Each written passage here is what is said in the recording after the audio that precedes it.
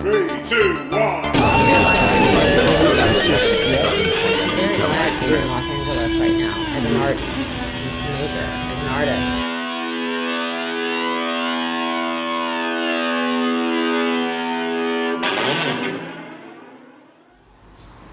How important is the glitch? The glitch. I'm not exactly a total embracer of the glitch. To me, the glitch is more a process thing that leads to things, but I don't necessarily incorporate glitches into the work itself, even though I understand that there is a great appreciation of the glitch in the modern world. In fact, there's a particularly nice image I came across recently of some furniture which I don't think's been made yet, but which is called the glitch, which is a old sort of Renaissance wardrobe type thing, which has been. Are you familiar with this? They basically CNC'd it, like machined it, so it has JPEG glitches in it. So you look at this cupboard and it looks like it's an image of a cupboard that's got a glitch in it. I'll try and find it and email it to you. It's very stunning. Yeah. Yeah. Almost like a Duchampian sort of, indeterminate element, like a large glass smashing. With my work, I've always had a very minimal aesthetic, and my work's always been very, in some ways, not overtly technological, as in it's not shiny. And so even when I first started doing 3D animation, in many ways, those animations were something of a. This is sort of in the late 80s, early 90s, when 3D animation tended to be really shiny and textured, and I was doing stuff that was just solid colors or just very minimally shaded colors, and I've always had this aesthetic which is kind of looking much more simple than it actually is. And in fact, often people look at I'm sure that people who don't necessarily understand what's going on think that the work's really simple. It's interesting. I've realized a while ago that in some ways I'm a new media artist, as in the people who really probably understand what I'm doing are other new media artists. Which I guess is probably the case with most art forms, really, that the people who really understand what someone's doing is their colleagues. With your early work, with one of your early works, These Are the Days, which shows digitized pieces of paper falling. That's a very, very simple, very beautifully executed work. Tell me a little bit about what you were thinking when you put that together. Okay, so up until that point, I'd really been doing 3D animation, and these were all procedural animations. So they were like that works that I set up a whole lot of rules, but then they were generated randomly within those rules and within those constraints.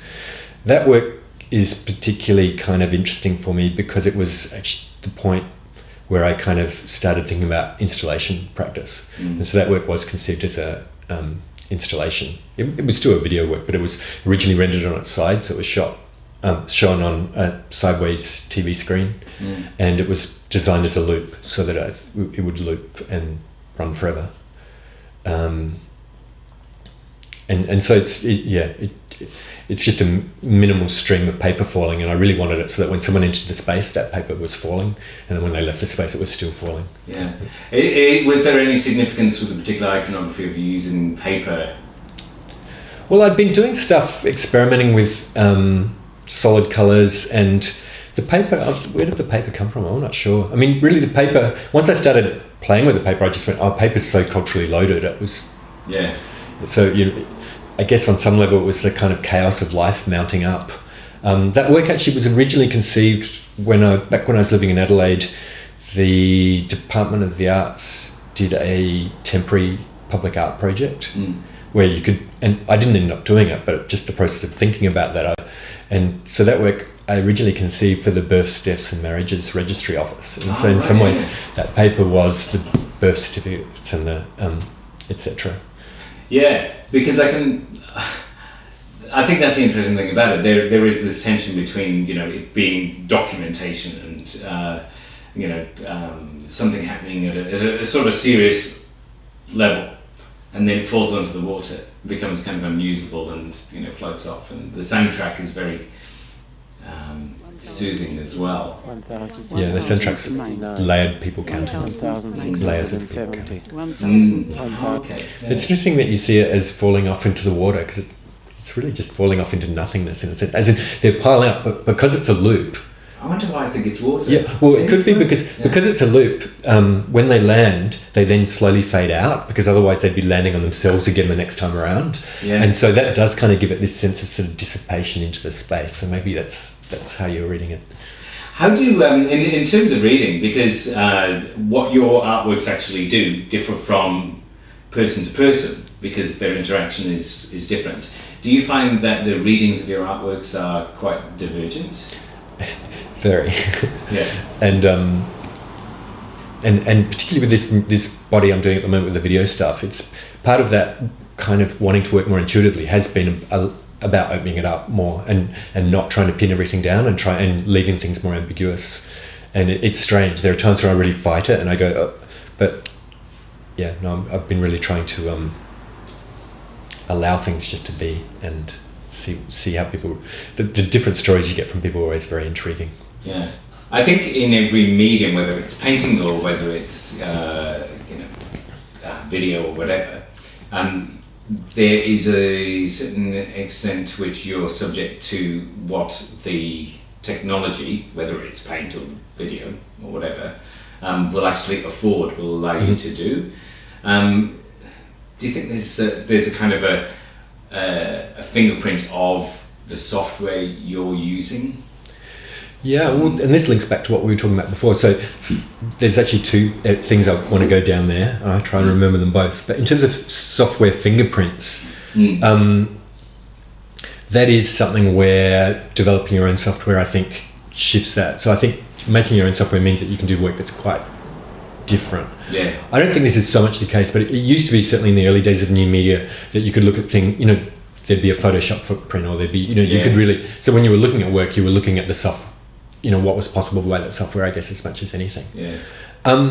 But that said, going back to the other half of what you were saying, which is around the technology affording stuff, back in the, going right back to the beginning of our conversation when we were talking about the kind of postmodern era, there was definitely a point where, as a new media artist, I had to pretend that I wasn't really into the technology, that was just my medium, and that I was exploring it, and which is true. But I am actually quite a geek, and I do like playing around with technology, and fortunately now, I think we were talking about this before. The world has loosened up quite a bit, and so I can be unabashedly admit to that now.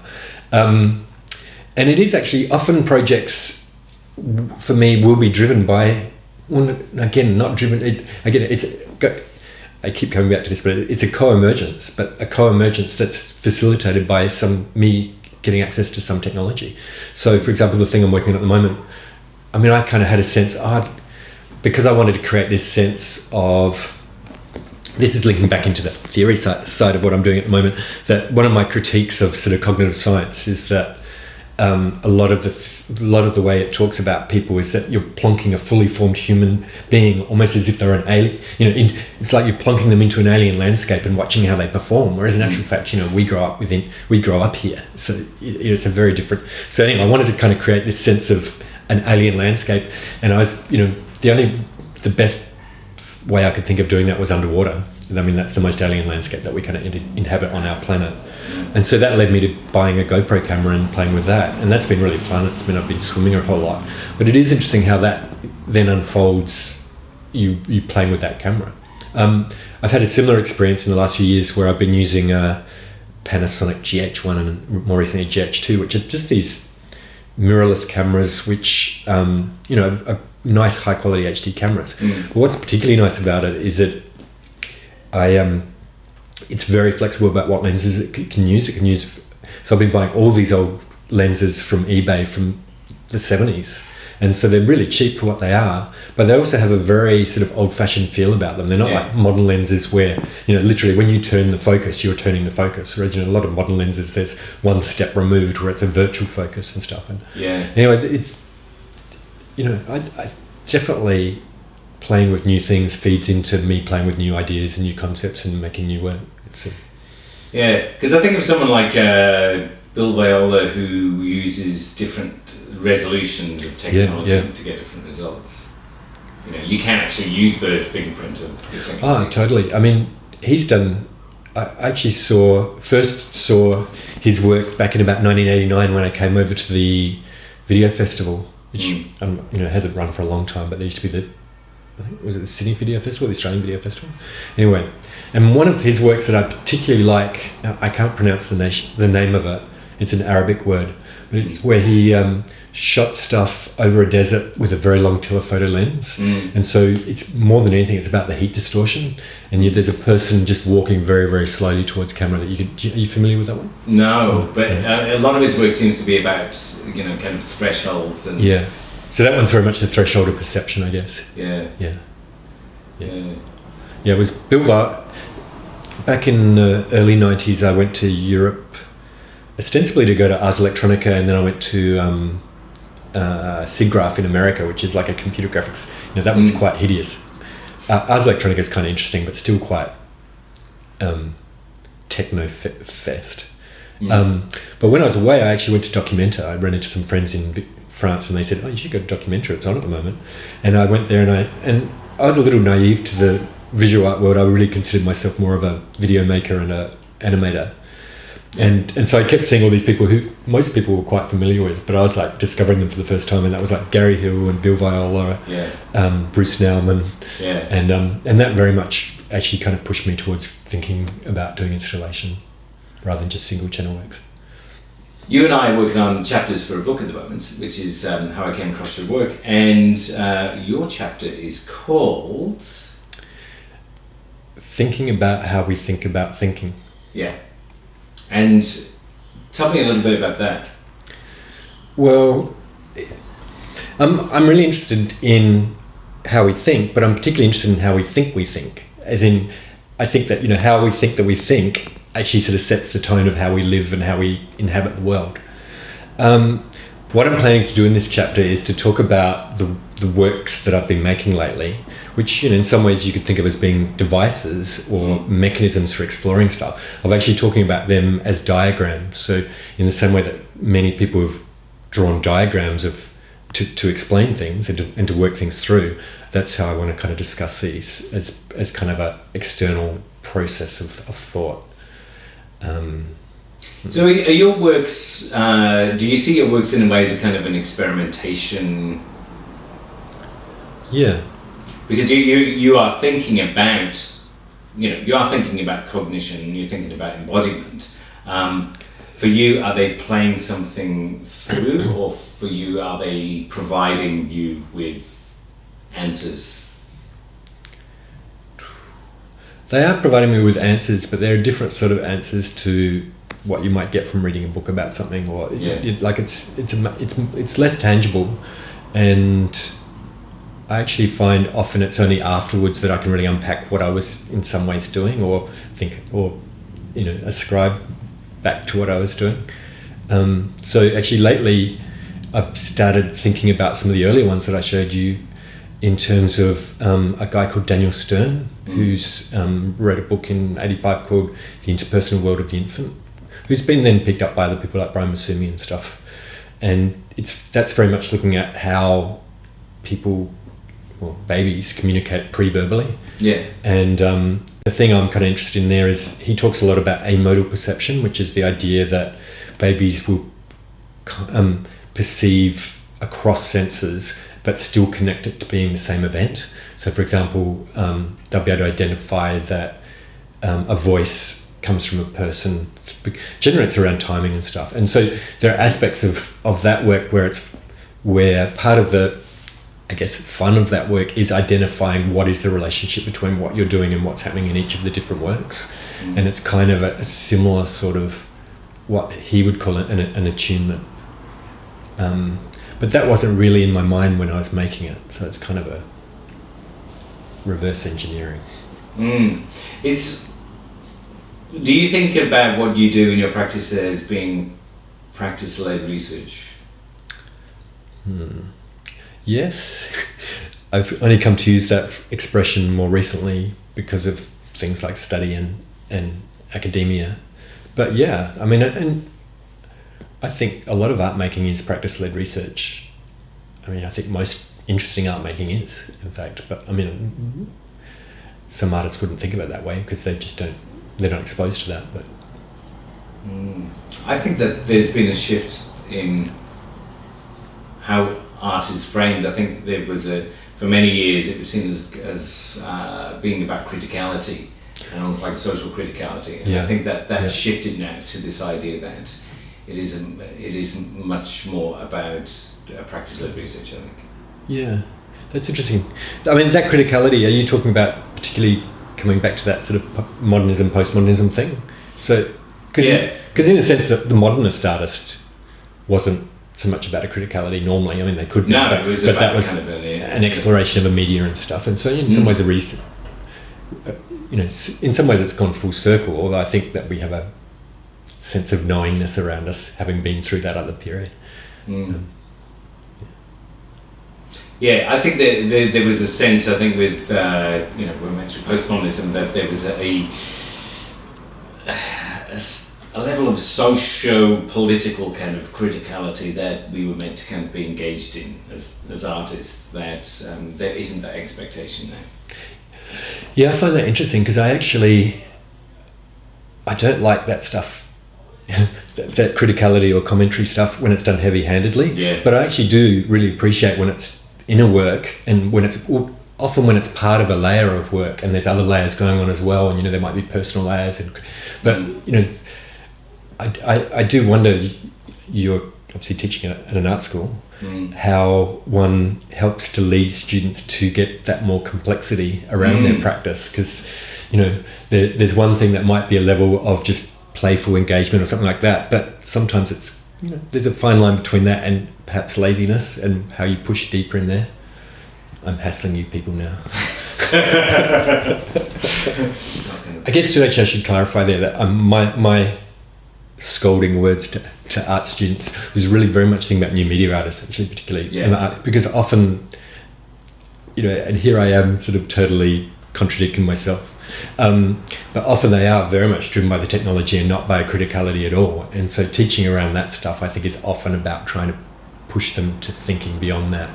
And that's not to say people shouldn't just be doing stuff for the joy of playing with stuff, and that's not to say that I think that maybe artists come to things in their own time as well, and to actually push particular ways of thinking on people too early is not necessarily a great thing.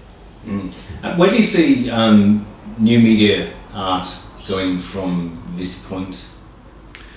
I keep meaning to stop using the expression new media art. Yeah. Because it's not so new anymore.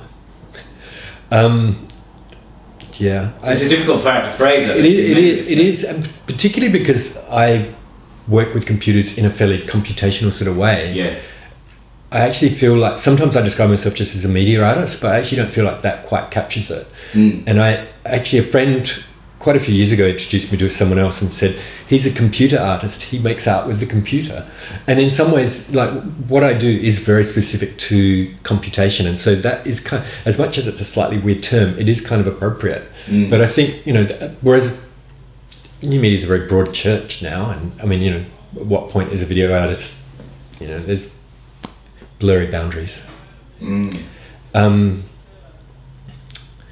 I was involved in video art in schools project that John Cowder did, and I went to the launch of that, and at that launch there was a lot of speeches around how video art didn't used to be considered an art form, and how funny is that, and now video art is considered, and so forth, and there were a few of us there as artists, and I just made a little comment. I didn't really push the point, but I said, well, actually, yes, I have a video work in this project, but I'm actually a new media artist, and we're still on the other side of that debate.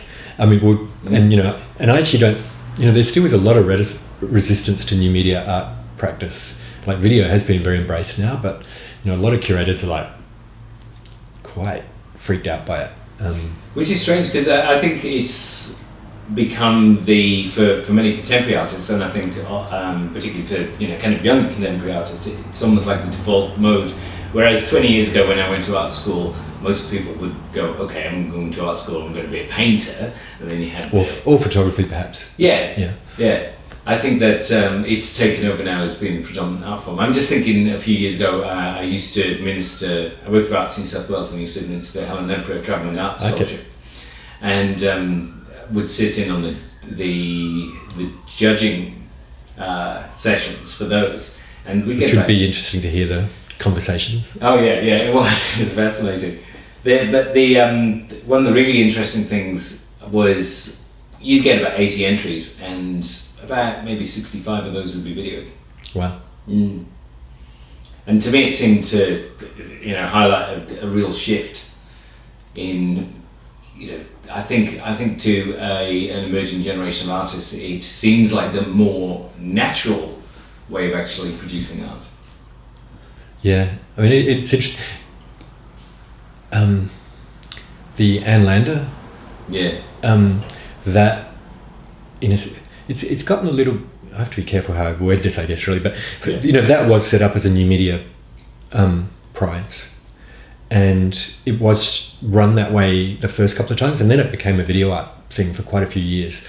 And now I think the last couple have been a little bit more complex in terms of the sort of work they're showing. It's not just been videos in dark rooms, but I think that's kind of reflective of the kind of way that curators still struggle with new media. I mean, and part of it's just technical. Part of it's just they freak out about works breaking down, and I think also going back to very early in this conversation, I think the whole aesthetics of interaction is still being sorted out, and I think that there is some stuff is really awkward, and I think that they really struggle with that. But I think, and part of it's the mindset, a shift in mindset. So a Facebook generation, a YouTube generation. I think people are probably a bit more literate, and less intimidated.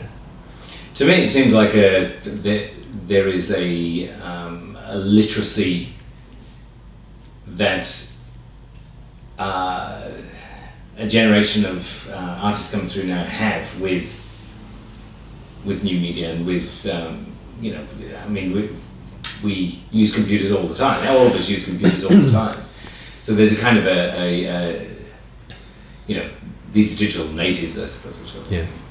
I mean, something I get when I might do an artist talk, I'll sometimes get feedback from people because a lot of my work has interwoven with science, and like I studied science when I was young, and science informs a lot of my work. And in fact, some of my works have been almost like psychology experiments and stuff, where I'm doing surveys and things like that. And I'll always get some people going, but is it art?